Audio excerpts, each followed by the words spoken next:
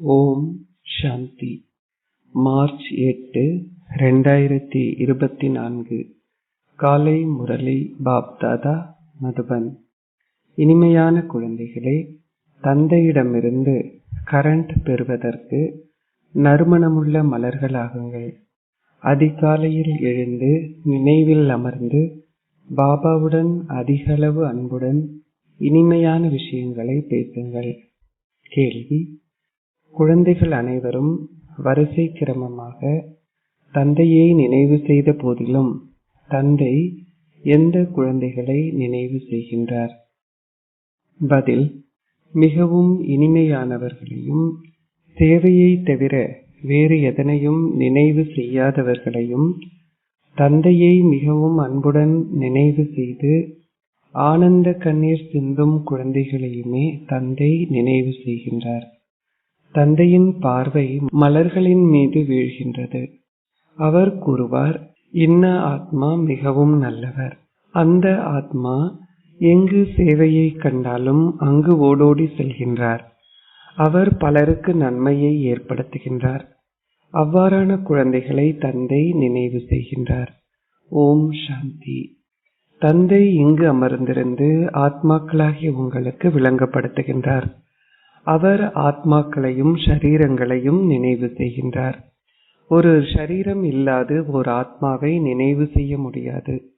அந்த ஆத்மா சிறந்தவர் என்றும் அந்த ஆத்மா புறநோக்கில் உள்ளார் என்றும், இந்த ஆத்மா உலகை சுற்றி வர விரும்புகின்றார் அல்லது இந்த உலகை மறந்துவிட்டார் என்றும் புரிந்து கொள்ளப்படுகிறது. முதலில் ஓர் ஆத்மாவின் பெயரும் உருவமும் உங்கள் முன்னே வருகிறது. இன்னாருடைய ஆத்மா நினைவு கூறப்படுகின்றார். இன்ன ஆத்மா சிறந்த சேவை செய்கின்றார். அவருடைய புத்தியின் யோகம் பாபாவுடன் உள்ளது. அத்துடன் இந்த நற்குணங்களையும் கொண்டுள்ளார். முதலில் ஒரு ஷரீரம் நினைவு செய்யப்படுகிறது. பின்னர் ஆத்மாவும் நினைவு செய்யப்படுகின்றார். ஷரீரம் பெரியதாக இருப்பதனால் முதலில் ஷரீரம் நினைவு செய்யப்படுகிறது. பின்னர் சூட்சுமமான மிகவும் சின்னஞ்சிறிய ஆத்மா நினைவு செய்யப்படுகின்றார். பெரிதாக உள்ள ஷரீரத்தை புகழ முடியாது. ஆத்மா மாத்திரமே புகழப்படுகின்றார். இவருடைய ஆத்மா சிறந்த சேவை செய்கின்றார். இன்னாருடைய ஆத்மா இவரிலும் பார்க்க சிறந்தவர். அனைத்திற்கும் முதலில் ஷரீரம் நினைவு செய்யப்படுகிறது. தந்தைக்கு பல ஆத்மாக்களை நினைவு செய்ய வேண்டியுள்ளது. அவர் ஷரீரத்தின் பெயரை நினைவு செய்வதில்லை.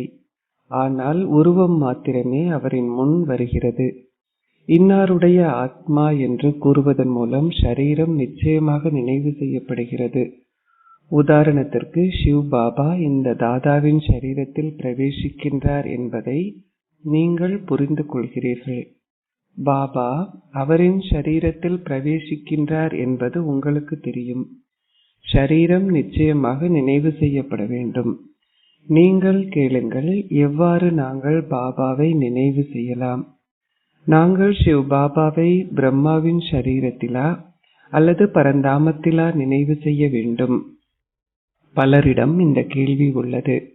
பாபா கூறுகின்றார், ஆத்மாவையே நீங்கள் நினைவு செய்ய வேண்டும். எவ்வாறாயினும் நீங்கள் நிச்சயமாக ஷரீரத்தையும் நினைவு செய்வீர்கள். முதலில் ஷரீரம், பின்னர் ஆத்மா. பாபா இவரின் ஷரீரத்தில் அமர்ந்திருக்கின்றார். ஆகவே நீங்கள் நிச்சயமாக ஷரீரத்தை நினைவு செய்வீர்கள். இத்தகைய ஷரீரத்தை கொண்ட ஆத்மாவில் இந்த குணம் உள்ளது. பாபா தன்னை நினைவு செய்பவர்களையும் எவரிடம் பல நற்குணங்கள் உள்ளன என்றும் நறுமணமுள்ள மலர்கள் எவை என்றும் அவர் தொடர்ந்தும் பார்க்கின்றார். அனைவரும் மலர்களை விரும்புவார்கள்.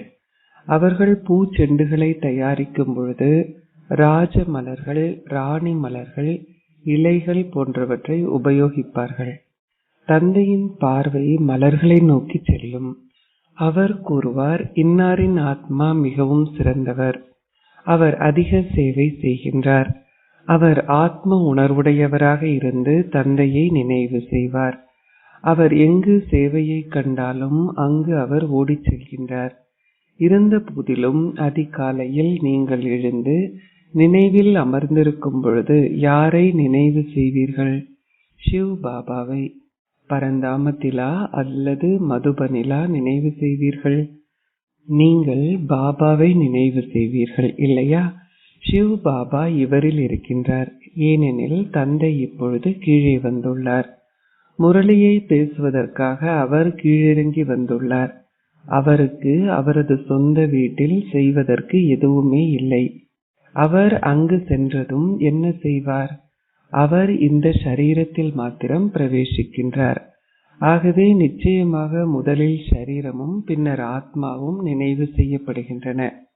இத்தகையதோர் சரீரத்தில் உள்ள ஆத்மா மிக விசேஷமான சிறந்த குழந்தை ஆவார். அவர் சேவையை தவிர வேறு எதனையும் நினைவு செய்ய மாட்டார்.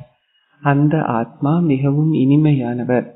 பாபா இங்கு அமர்ந்திருந்து தொடர்ந்தும் அனைவரையும் கவனிக்கின்றார். அத்தகையதோர் குழந்தை மிகவும் சிறந்தவர்.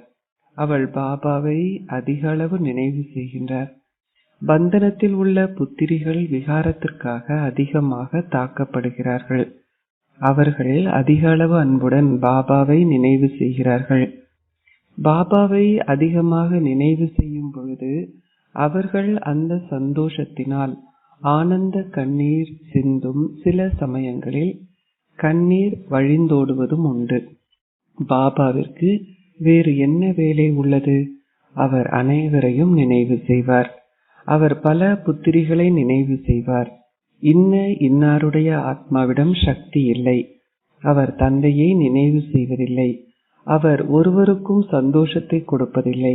அந்த ஆத்மா சுயத்திற்கும் நன்மை அளிப்பதில்லை. தந்தை தொடர்ந்து இதனை பார்ப்பார்.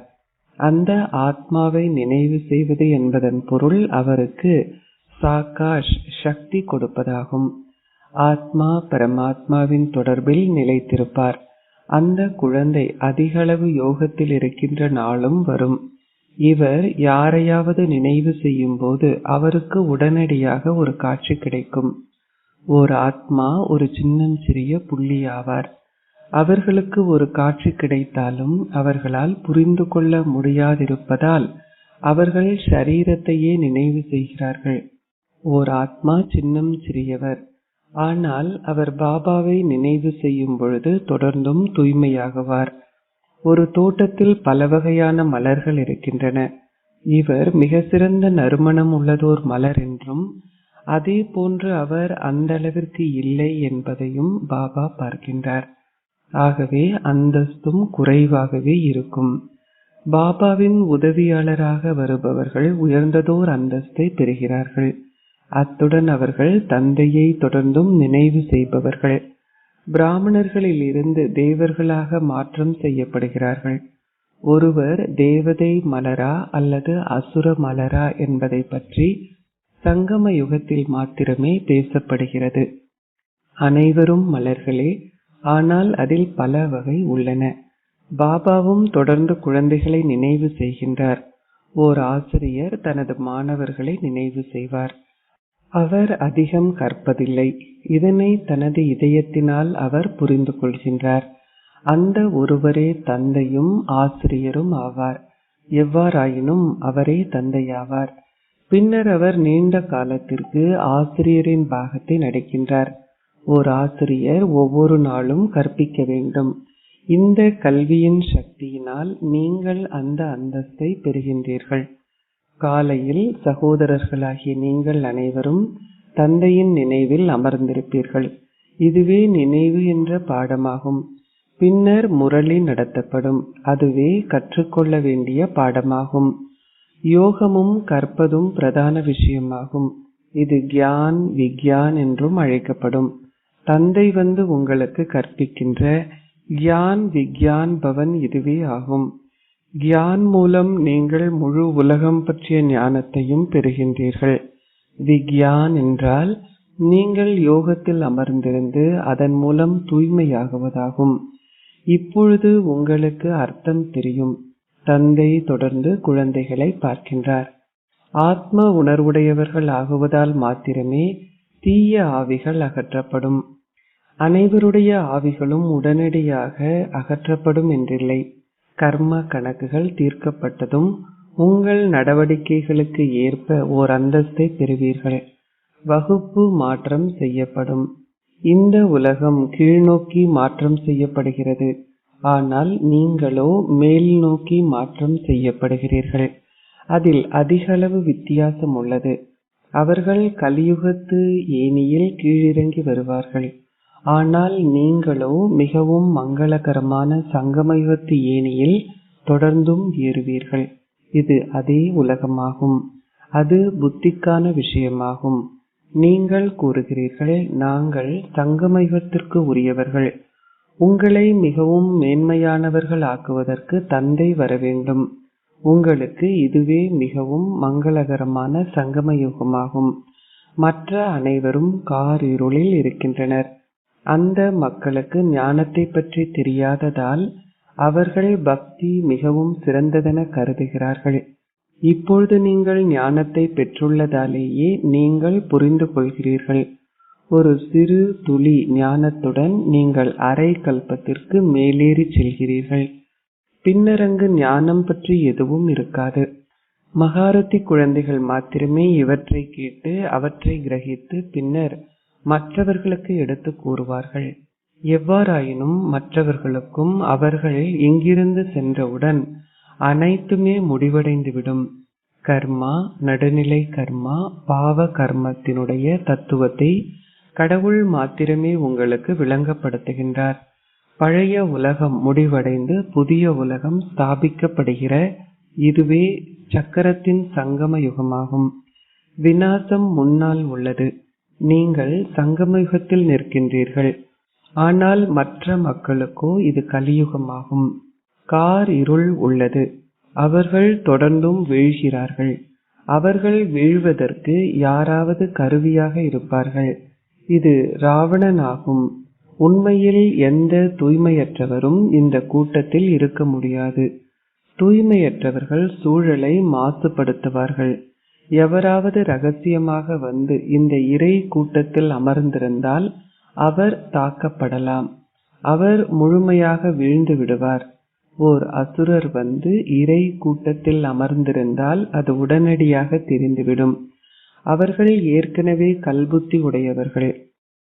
அவர்களின் புத்தி மேலும் கல்லாகிவிடும். அவர்கள் 100 மடங்கு தண்டனையை பெறுவார்கள். அவர்கள் தங்களுக்கு ஓர் இழப்பை ஏற்படுத்திக் கொள்வார்கள். அவர்கள் கூறுகிறார்கள், இதனை கூறுகின்றீர்களா இல்லையா என்பதை நாங்கள் பார்ப்போம். அதில் எங்களுக்கு என்ன? எவராவது ஏதாவது ஒன்றை செய்தால் அவர்கள் அதற்கான பலனை பெறுவார்கள். இதனை குறித்து நாங்கள் தெரிந்திருக்க வேண்டிய அவசியமில்லை. நீங்கள் சதா தந்தையுடன் நேர்மையானவர்களாக இருக்க வேண்டும். கூறப்படுகிறது, சத்தியம் இருக்கும் இடத்தில் ஆத்மா நடனமாடும். நீங்கள் சத்தியம் நிறைந்தவர்களாக இருந்தால் உங்கள் ராஜ்யத்தில் நீங்களும் நடனமாடுவீர்கள். தந்தையே சத்தியமானவர். ஆகவே குழந்தைகளும் சத்தியம் நிறைந்தவர்களாக இருக்க வேண்டும். பாபா கேட்கின்றார், ஷிவ் பாபா எங்கே?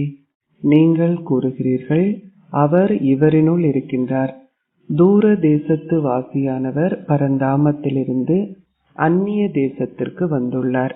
இப்பொழுது அவர் அதிக சேவை செய்ய வேண்டியுள்ளது. தந்தை கூறுகின்றார், இங்கு நான் இரவு பகலாக சேவை செய்ய வேண்டியுள்ளது. டிரான்ஸ் தூதுவர்களுக்கும் பக்தர்களுக்கும் நான் காட்சிகளை கொடுக்க வேண்டி உள்ளது. எவ்வாறாயினும் அது இங்கேதான். அங்கு சேவை இருக்க முடியாது. சேவை செய்யாது விட்டால் பாபா சந்தோஷப்பட மாட்டார். முழு உலகிற்கும் அவர் சேவை செய்ய வேண்டும். அனைவரும் அழைக்கின்றார்கள், பாபா வாருங்கள். அவர் கூறுகின்றார், நான் இந்த ரதத்தில் பிரவேசிக்கின்றேன். அந்த மக்களோ குதிரை பூட்டிய தேரை காட்டியுள்ளார்கள். ஸ்ரீ கிருஷ்ணர் எவ்வாறு குதிரை பூட்டிய தேரில் அமர்ந்திருக்க முடியும்? குதிரை பூட்டிய தேரில் அமர்ந்திருப்பதற்கு அவர் விரும்புவார் என்றில்லை. சங்கம யுகத்தில் மாத்திரமே நீங்கள் ஆத்ம உணர்வுடையவராக இருப்பது பற்றியும் ஷரீர உணர்வுடையவராக இருப்பது பற்றியும் பேசுவீர்கள். தந்தையை தவிர வேறு எவராலும் இவற்றை விளங்கப்படுத்த முடியாது. உங்களுக்கும் இது இப்பொழுது தெரியும். முன்னர் நீங்கள் இதை அறிந்திருக்கவில்லை. யாராவது ஒரு குரு உங்களுக்கு எதனையும் கற்பித்தாரா? நீங்கள் பல குருமார்களை கொண்டிருந்தீர்கள், ஆனால் எவரும் உங்களுக்கு எதனையும் கற்பிக்கவில்லை. பல மக்கள் குருமார்களை கொண்டிருப்பார்கள். அவர்கள் எவரிடமிருந்தாவது அமைதிக்கான பாதையை கண்டுபிடிப்பார்கள் என்று நம்புகிறார்கள். தந்தை கூறுகின்றார், ஒரே ஒரு தந்தை மாத்திரமே அமைதி கடலாவார். அவர் உங்களை தன்னுடன் அழைத்து செல்வார். அமைதி தாமத்தை பற்றியும் சந்தோஷ தாமத்தை பற்றியும் எவருக்கும் தெரியாது. கலியுகத்தில் சூத்ர குலத்தினரும் மிகவும் மங்களகரமான சங்கம யுகத்தில் பிராமண குலத்தினரும் உள்ளார்கள். இந்த குலங்களை பற்றி உங்களை தவிர வேறு எவருக்கும் தெரியாது. நீங்கள் அனைத்தையும் இங்கு கேட்கின்றீர்கள், ஆனால் நீங்கள் வெளியே சென்றவுடன் அனைத்தையும் மறந்து விடுகிறீர்கள். உங்களால் கிரகிக்க முடியாதுள்ளது. தந்தை கூறுகின்றார், நீங்கள் எங்கு சென்றாலும் உங்கள் பேட்ஜை அணிய வேண்டும். இது பற்றி குழப்பமடைதல் என்ற கேள்விக்கு இடமில்லை. பல நன்மைகளை செய்வதற்காகவே பாபா அதனை செய்வித்துள்ளார். நீங்கள் அதனை எவருக்கும் விளங்கப்படுத்திய பின்னர் அவர்களுக்கும் அதில் ஒன்றை கொடுக்கலாம். விவேகியான ஒருவர் கூறுவார், இதற்கு நீங்கள் செலவழித்திருப்பீர்கள். அவர்களுக்கு கூறுங்கள், அதற்கு குறைவாகவே செலவழிக்கப்பட்டது. ஏழைகளுக்கு இது இலவசமாக வழங்கப்படும். இந்த நபர் அதனை கிரகித்தால் அவரால் ஓர் உயர்ந்த அந்தஸ்தை பெற முடியும். ஏழைகளிடம் பணம் இல்லாது விட்டால் அவர்கள் என்ன செய்வார்கள்? சிலரிடம் பணம் உள்ளது, ஆனால் அவர்கள் உலோபிகள். இவர் அனைத்தையும் உங்களுக்கு நடைமுறையில் செய்து காட்டி உள்ளார். அவர் அனைத்தையும் தாய்மார்களிடம் கையளித்தார். நீங்கள் அனைத்துமே கவனித்துக் கொள்ளுங்கள். இப்பொழுது எனக்கு ஞானம் கிடைத்துள்ளதால் இறுதியில் நான் எதனையும் நினைவு செய்யாதிருக்க வேண்டும். இறுதியில் நீங்கள் எதனை நினைவு செய்கின்றீர்களோ, உங்களிடம் பெரிய வீடுகள் இருந்தால் நீங்கள் நிச்சயமாக அவற்றையே நினைவு செய்வீர்கள். எவ்வாறாயினும் சிறிதளவாவது ஞானத்தை கேட்டிருந்தால் நீங்கள் நிச்சயமாக பிரஜைகளில் ஒருவராக வேணும் ஆகுவீர்கள். தந்தையே ஏழைகளின் பிரபு ஆவார். சிலரிடம் பணம் உள்ளது, இருந்த போதிலும் அவர்கள் உலோபிகள். சிவ் பாபாவே முதல் வாரிசு என்பதை அவர்கள் நினைக்க மாட்டார்கள். பக்தி மார்க்கத்திலும் கடவுளே வாரிசாவார். மக்கள் கடவுளின் பெயரில் தானம் செய்வார்கள். மக்கள் அவருக்கு கொடுப்பதற்கு அவர் ஏழையாகிவிட்டாரா? கடவுளின் பெயரில் ஏழைகளுக்கு தானம் கொடுத்தால் கடவுள் அவர்களுக்கு அதற்குரிய பிரதிபலனை கொடுப்பார் என மக்கள் எண்ணுகிறார்கள். அடுத்த பிறவியில் அவர்கள் எதையாவது பெறுவார்கள். கூறப்பட்டுள்ளது, தானம் ஒன்றை செய்யுங்கள். கிரகணத்தின் சகுனங்கள் அகற்றப்படும். அவர் அனைத்தையும் தந்தைக்கு கொடுத்தார். அவர் தனது ஷரீரம், நண்பர்கள், உறவினர்கள் போன்ற அனைத்தையும் பாபாவிற்கே அர்ப்பணித்தார். பாபா, இவை அனைத்தும் உங்களுடையதே. இந்த நேரத்தில் உலகம் முழுவதிலும் ஒரு கிரகணத்தின் சகுனங்கள் உள்ளன. இவற்றை ஒரு வினாடியில் எவ்வாறு அகற்றலாம் என்பதையும், அழகற்றவர்களாக இருந்து எவ்வாறு அழகானவர்களாக மாறினீர்கள் என்பதையும் நீங்கள் மாத்திரமே இப்பொழுது அறிவீர்கள். பின்னர் நீங்கள் இதனை மற்றவர்களுக்கும் விளங்கப்படுத்துவீர்கள். தாங்கள் நன்றாக புரிந்து கொள்வதாகவும் தங்களால் மற்றவர்களுக்கு விளங்கப்படுத்த முடியாதிருப்பதாகவும் கூறுபவர்களால் எவ்வித பயனும் இல்லை. தந்தை கூறுகின்றார், தானம் ஒன்றை செய்யுங்கள். அப்பொழுது கிரகணங்களின் சகுனங்கள் அகற்றப்படலாம். நான் உங்களுக்கு அழிவற்ற ஞான ரத்தினங்களை கொடுக்கின்றேன். அவற்றை தொடர்ந்து மற்றவர்களுக்கு கொடுங்கள். அப்பொழுது பாரதத்திற்கும் முழு உலகின் மீதும் ராகுவின் சகுனங்கள் அகற்றப்பட்டு குருவின் சகுனங்கள் நிலவும். குருவின் சகுனங்களே மிக சிறந்த சகுனங்களாகும். இப்பொழுது குறிப்பாக பாரதத்தின் மீதும் பொதுவாக உலகின் மீதும் ராகுவின் சகுனங்கள் உள்ளன என்பது உங்களுக்கு தெரியும். இவற்றை எவ்வாறு அகற்றலாம்? அந்த ஒருவரே தந்தையானவர். தந்தை பழையன அனைத்தையும் உங்களிடமிருந்து எடுத்துக்கொண்டு அவற்றுக்கு பதிலாக உங்களுக்கு புதியன அனைத்தையும் கொடுக்கின்றார். அவையே குருவின் சகுனங்கள் எனப்படுகிறது. முக்தி தாமத்திற்கு செல்பவர்களுக்கு குருவின் சகுனங்கள் உள்ளதென்று கூறுவதில்லை. அச்சா, இனிமையிலும் இனிமையான அன்பிற்குரிய, எப்பொழுதோ காணாமல் சென்று இப்பொழுது கண்டெடுக்கப்பட்டிருக்கும் குழந்தைகளுக்கு தாய் தந்தையாக இருக்கும் பாப் தாதாவின் அன்பும் நினைவுகளும் காலை வந்தனங்களும். ஆன்மீக தந்தை ஆன்மீக குழந்தைகளுக்கு நமஸ்தே கூறுகின்றார். ஆன்மீக குழந்தைகள் ஆன்மீக தந்தைக்கு நமஸ்தே கூறுகின்றோம். தாரணைக்குரிய சாரம் 1. சதா சந்தோஷ நடனம் ஆடுவதற்கு உண்மையான தந்தைக்கு சதா உண்மை உள்ளவராக இருங்கள்.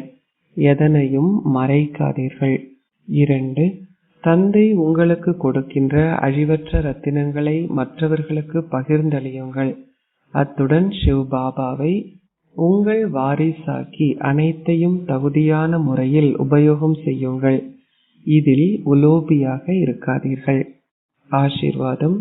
ஒரு புள்ளியினதும் சொட்டினதும் முக்கியத்துவத்தை புரிந்து கொண்டு உங்கள் ஸ்திதியை வெற்றியின் சுரூபமாக மேன்மையானதாக ஆக்குவீர்களாக.